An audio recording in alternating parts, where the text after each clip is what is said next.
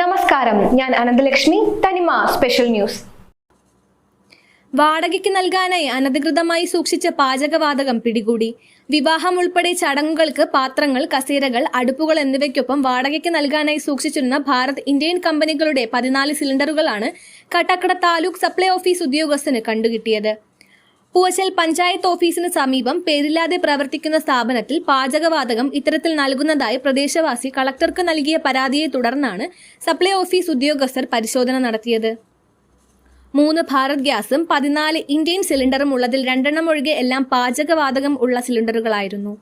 കണ്ടുകിട്ടിയ സിലിണ്ടറുകൾ കാട്ടാക്കട അമ്മാൾ ഏജൻസിയിലേക്ക് മാറ്റി. Taluk supply officer Anilkumar J, rationing inspector Shaiju, Shukkur, Biju, Rajeev എന്നിവരാണ് പരിശോധന നടത്തിയത്.